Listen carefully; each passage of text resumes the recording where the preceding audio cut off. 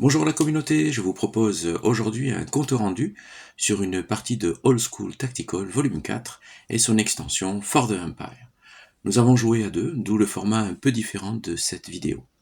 J'avais en charge les troupes allemandes. Nous avons joué le scénario 4 de l'extension Albaneta Farm, Monte Cassino, Italie. Nous sommes le 19 mars 1944. Les blindés néo-zélandais reçoivent l'ordre de tenter de percer à travers l'ensemble des fermes désignées sous le nom de ferme d'Albaneta.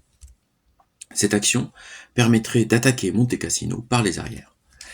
Les troupes néo-zélandaises sont seules. Elles ne peuvent pas compter sur un apport indien d'infanterie ou d'artillerie.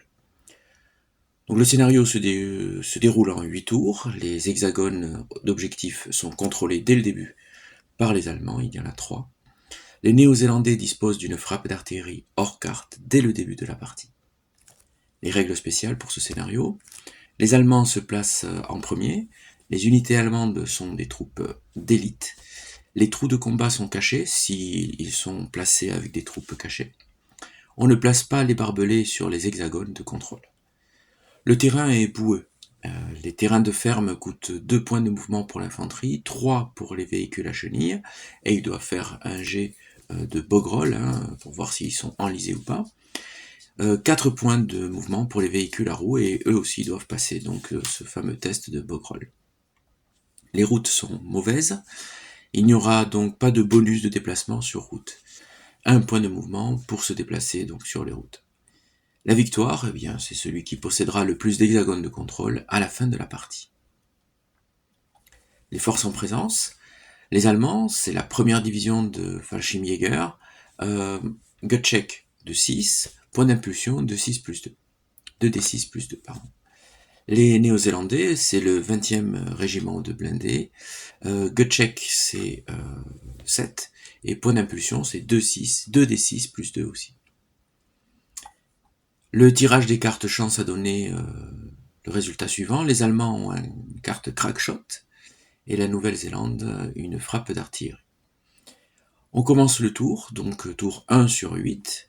L'initiative pour les Allemands, ils tirent un 5, les Néo-Zélandais un 8. C'est donc les Néo-Zélandais qui ont la main. Les points d'impulsion, les Allemands font un 10 et les Néo-Zélandais font un 9. Allons-y pour le tour.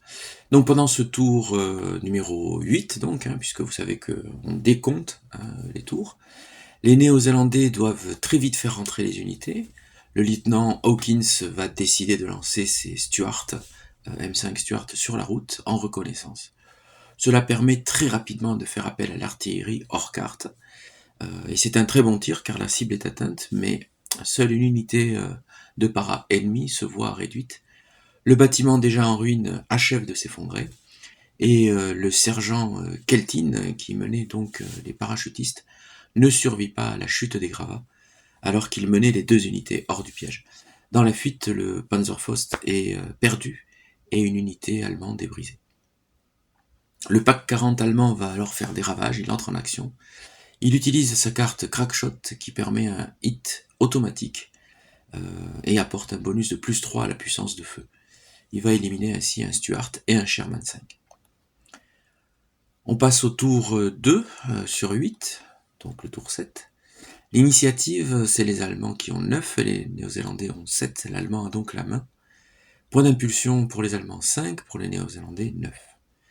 Le PaK 40 reprend son carnage dès le début. Un premier Stuart est éliminé. Le lieutenant Hawkins persiste à faire entrer ses troupes, toujours sur la route, mais avant il joue sa carte maîtresse qui est une frappe d'artillerie et appelle une frappe sur le PaK 40. Encore une fois, la frappe est très précise mais totalement inefficace. Les blindés avancent sur la route, certainement convaincus que le PaK 40 n'est plus en fonction, hélas. Un tir dévastateur, un 12 pour toucher, sur le 2-hit. C'est un critique qui va décaler la table en faveur de l'attaquant. Et donc le résultat, c'est l'explosion d'un autre Sherman 5. Le lieutenant Hawkins décide alors de changer la zone d'arrivée des troupes. Il se déplace vers l'est sur l'hexagone NN28. Assez loin donc du PaK 40. Tout du moins de sa ligne de vue. Totalement focalisé sur le PaK 40, d'ailleurs les Néo-Zélandais ne perçoivent pas le danger. Il est tout proche et il est trop tard lorsqu'ils le voient. un tir de Panzerfaust élimine un autre Stuart. Les Néo-Zélandais avancent toujours et ripostent, causant quelques pertes minimes au sein des troupes adverses. On passe au tour 3 sur 8. Les Néo-Zélandais ont encaissé 10 points de perte, ce qui est énorme. Ils reçoivent une pénalité de 2 points d'impulsion en moins. Les Allemands, eux, n'ont encaissé que 2 pertes. L'initiative, les Allemands ont donc un 12, les Néo-Zélandais un 7, les Allemands ont la main. Pour les points d'impulsion, les Allemands ont 9 et les Néo-Zélandais, avec leur pénalité, tombent à 5 points d'impulsion. Les troupes allemandes commencent les tirs, l'objectif est de très vite éliminer les blindés. Le tour sera décisif pour l'un ou l'autre des deux camps. Le lieutenant Hawkins comprend qu'il faut agir, oser, tenter, le tout pour le tout, et faire taire ce pack 40. Il porte son blindé au plus proche, évitant les tirs d'opportunité. Il est à portée de tir du pack 40 quand soudain, un tir de Panzerschreck frappe le Sherman 5 à l'arrière. L'obus ricoche. Gardant son sang-froid, l'équipage vise le pack 40 et fait mouche.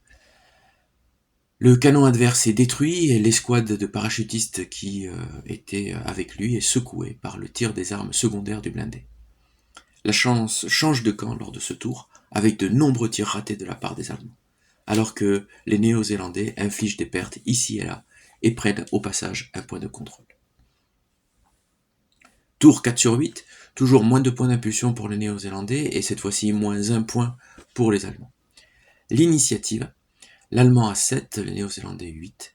Les Néo-Zélandais ont donc la main, ce qui est très très bien pour ce début de tour.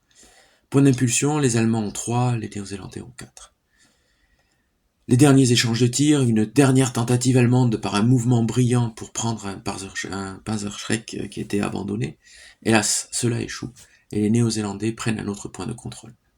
Le commandant allemand juge, donc moi, je juge qu'il n'y a plus de moyens pour moi pour reprendre l'avantage, et je jette l'éponge. C'est donc une victoire néo-zélandaise. Alors c'est toujours une très bonne simulation historique, hein. Nous avons apprécié le jeu. Voilà, donc j'espère que ce format vous plaît aussi, ce genre de compte rendu. Si vous voulez voir les mécanismes du jeu en détail, je vous renvoie vers toutes les autres parties qui ont été réalisées autour de cette simulation historique. Voilà, merci pour votre attention, merci pour votre fidélité. Je vous dis à bientôt pour une nouvelle vidéo, et d'ici là, bon jeu!